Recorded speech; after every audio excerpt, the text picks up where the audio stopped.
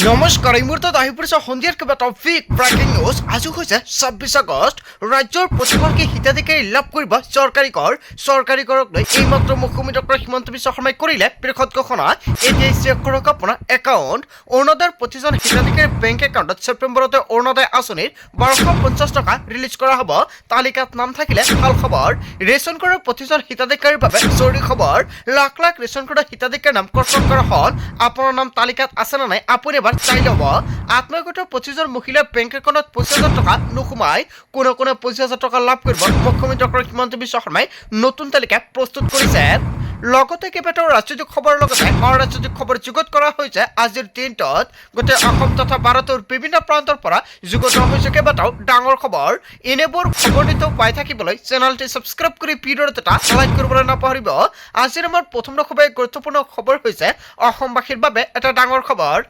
উজনিৰ বানত ক্ষতিগ্ৰস্তৰ ঘৰ নিৰ্মাণ কৰিব কেন্দ্ৰই। হয়, এটা ভাল খবৰ আহি পৰিছে। ৩.৮ লাখৰো অধিক ঘৰ পাব অসমবাসীয়ে। অসমবাসী ৰাইজৰ বাবে অত্যন্ত ভাল খবৰ দিছে কেন্দ্ৰ চৰকাৰৰ ফালৰ পৰা।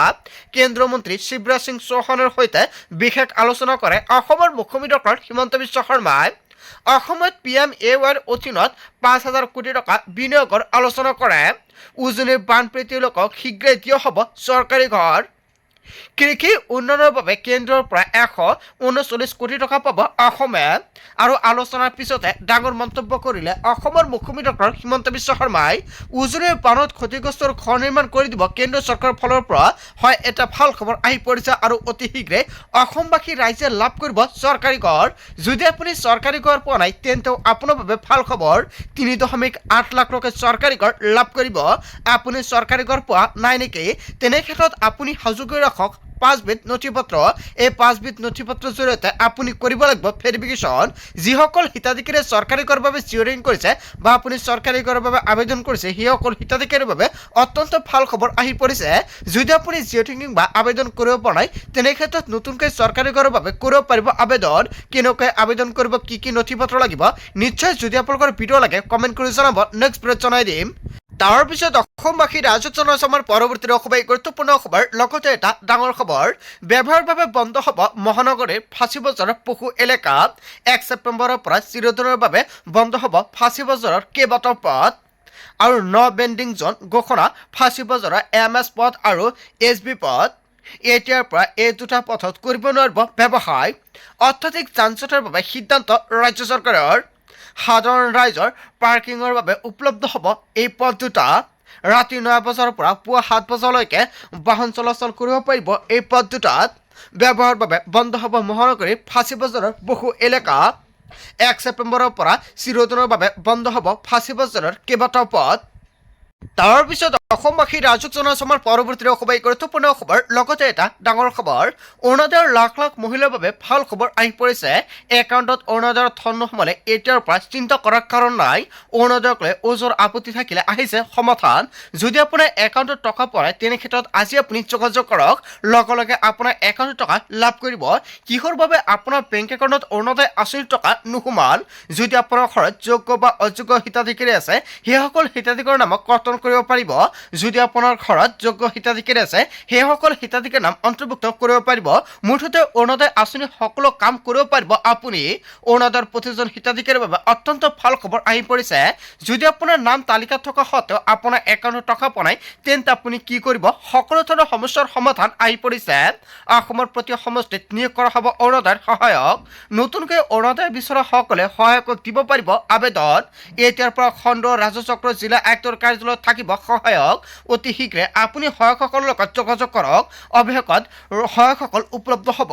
আপোনালোকে এতিয়া যোগাযোগ কৰক। আপোনালোকৰ কি কি সমস্যা আছে সকলোখিনি সমস্যা সমাধান কৰি দি দিব অৰুণোদয়ৰ সহায়কে। কেবিনেটত লোৱা সিদ্ধান্ত সদৰি কৰিলে অসমৰ মুখ্যমন্ত্ৰী ডক্টৰ হিমন্ত বিশ্ব শৰ্মাই। তাৰ পিছত অসমবাসী ৰাইজক জনাইছো আমাৰ পৰৱৰ্তী খুবেই গুৰুত্বপূৰ্ণ খবৰ। লগতে এটা ডাঙৰ খবৰ, লাখ লাখ কৃষকৰ বাবে আহি গ'ল ভাল খবৰ। ৫৫ টকা জমা কৰি প্ৰতি বছৰে লাভ কৰিব ৩৬,০০০ টকা বেংক একাউণ্টত। মোদী চৰকাৰৰ বৃহৎ আঁচনি কৃষকৰ বাবে। কৃষকৰ জীৱন সুৰক্ষিত কৰিবলৈ এই পদক্ষেপ গ্ৰহণ কৰিছে চৰকাৰে। ব্যয়বশতঃ চৰকাৰে কেইবাটাও গুৰুত্বপূৰ্ণ সিদ্ধান্ত গ্ৰহণ কৰিব আকৌ। বৃদ্ধ বয়সত যাতে কৃষকসকল সমস্যাত নপৰে তাৰ বাবে এই সিদ্ধান্ত গ্ৰহণ কৰিছে চৰকাৰে। কষ্টৰ ফল দিবলৈ সাজু হৈছে মোদী চৰকাৰ 60 বছৰ হোৱাৰ লগে লগে প্ৰত্যেক মাহে লাভ কৰিব 3,000 টকাৰ পেঞ্চন বছৰি কৃষকে পাব 36,000 টকাৰ আৰ্থিক সাহায্য বৃদ্ধ বয়সত বেলেগৰ ওপৰত নিৰ্ভৰ নকৰিলেও হ'ব কোনো কোনে পাব PM কিষাণ মনধন যোজনা যিসকল কৃষকৰ 2 হেক্টৰ কৃষিভূমি আছে যিসকল কৃষকৰ 5 একৰতকৈ কম মাটি আছে সেইসকল কৃষকে লাভ কৰিব এই আঁচনিৰ সুবিধা আবেদনকাৰীৰ বয়স হ'ব লাগিব মিনিমাম 18 পৰা 40 বছৰ আবেদনকাৰী NPS আৰু ESIC আৰু EPF-ৰ নাম থাকিব নালাগিব আঁচনিখনত বিনিয়োগৰ প্ৰক্ৰিয়া অতি সহজ মাহিলী প্ৰিমিয়াম বয়সৰ দ্বাৰা নিৰ্ধাৰণ কৰা হ'ব কেনেকৈ কৰিব আপুনি আবেদন অনলাইনৰ মাধ্যমেৰে আপুনি কৰিব পাৰিব আবেদন জমা দিব লাগিব আধাৰ কাৰ্ড মোবাইল নম্বৰ মাটিৰ নথিপত্ৰ আৰু বেংক একাউণ্টৰ তথ্য প্ৰতিমাহে স্বয়ংক্ৰিয়ভাৱে কৰ্তন কৰা হ'ব আপোনাৰ বেংক একাউণ্টৰ পৰা নিৰ্দিষ্ট ধনৰাশি 60 বছৰ হোৱাৰ লগে লগে প্ৰত্যেক মাহে লাভ কৰিব 3,000 টকাৰ পেঞ্চন বছৰি কৃষকে পাব 36,000 টকাৰ আৰ্থিক সাহায্য হয় কোটি কোটি কৃষকৰ বাবে ভাল খবৰ দিছে মোদী চৰকাৰে আজি কৰক আপুনি আবেদন তাৰ পিছত অসমবাসী ৰাজক জনসমাৰ পৰৱৰ্তীৰে খুবেই গুৰুত্বপূৰ্ণ খবৰ লগতে এটা ডাঙৰ খবৰ ৰন্ধন গেছৰ চিলিণ্ডাৰক লৈ চৰকাৰৰ 7টাকৈ নতুন নিয়ম গ্ৰাহকসকলক সুৰক্ষাৰ ব্যৱস্থাৰ প্ৰতি লক্ষ্য ৰাখি আহি গ'ল এই নিয়ম LPG কলাবজাৰ নাইকিয়া কৰাৰ বাবে চৰকাৰে ডাঙৰ সিদ্ধান্ত গ্ৰহণ কৰিছে গেছ ডেলিভাৰীৰ সময়ত OTP ভেৰিফিকেশ্যন বাধ্যতামূলক চিলিণ্ডাৰ বুকিঙৰ সময়ত ৰেজিষ্টাৰ্ড মোবাইল নম্বৰত যাব OTP ডেলিভাৰীৰ সময়ত গ্ৰাহকসকলে দিব লাগিব সেই OTP EKYC আৰু বায়োমেট্ৰিক আপডেট কৰাটো বাধ্যতামূলক যিসকল হিতাধিকাৰী এতিয়ালৈকে EKYC আৰু বায়োমেট্ৰিক আপডেট কৰা নাই অতি শীঘ্ৰে আপডেট কৰক এতিয়া EKYC আপডেট নকৰিলে ভৱিষ্যতলৈ হ'ব অসুবিধা পঞ্জীয়নভুক্ত মোবাইল নম্বৰ সক্ৰিয় কৰি ৰাখিবলৈ গ্ৰাহকসকলক আহ্বান জনাইছে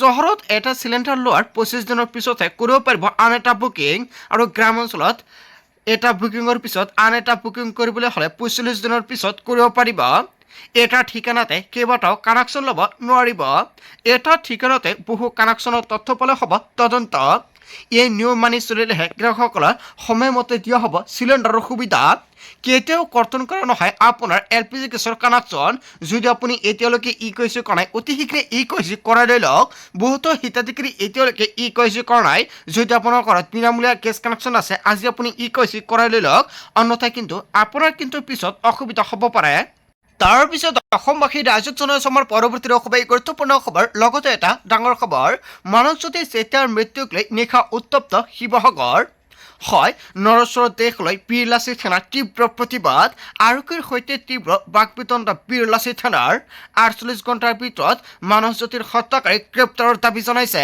গ্ৰেপ্তাৰ নকৰা পৰ্যন্ত প্ৰতিবাদ অব্যাহত ৰখাৰ হুংকাৰ দিছে মানৱজ্যোতি চেতিয়াৰ মৃত্যুক লৈ নিশা উত্তপ্ত শিৱসাগৰ তাৰ পিছত অসমবাসী ৰাজক জনসমাৰ পৰৱৰ্তীৰে খুবেই গুৰুত্বপূৰ্ণ খবৰ লগতে এটা ডাঙৰ খবৰ ব্যক্তিগত খণ্ডৰ হাত লৈ দেশৰ প্ৰতিৰক্ষা ক্ষেত্ৰত হয় DRDOৰ মিছাইল টেকনলজি লাভ কৰিব ব্যক্তিগত খণ্ডই চৰকাৰে বাছনি কৰা প্ৰতিষ্ঠানে পাব মিছাইল নিৰ্বাচনৰ অনুমতি দেশৰ বাবে ব্যক্তিগত প্ৰতিষ্ঠানে নিৰ্মাণ কৰিব অস্ত্ৰ দেশৰ ভিতৰতে ব্যক্তিগত প্ৰতিষ্ঠানে নিৰ্মাণ কৰিব পাৰিব অস্ত্ৰ ব্যক্তিগত খণ্ডক এডভান্স মিছাইল সিস্টেম বনাবলৈ উৎসাহিত কৰিব চৰকাৰে যুদ্ধত মিছাইলৰ অভাৱ নহ'বলৈ এই পদক্ষেপ কেন্দ্ৰৰ DRDA টেকনলজি সাজু কৰি নিৰ্মাণৰ বাবে দিব ব্যক্তিগত প্ৰতিষ্ঠানক চীন ৰাছিয়া আমেৰিকাৰ প্ৰতিৰক্ষা ক্ষেত্ৰ ব্যক্তিগত খণ্ডৰ হাতত আৰু প্ৰতিৰক্ষা খণ্ড ব্যক্তিগত খণ্ডক লৈ প্ৰতিক্ৰিয়া দেশত হয় কেইবাটাও ডাঙৰ খবৰ আহি পৰিছে ইয়াৰ বিষয়ে জনতাই কি ক'ব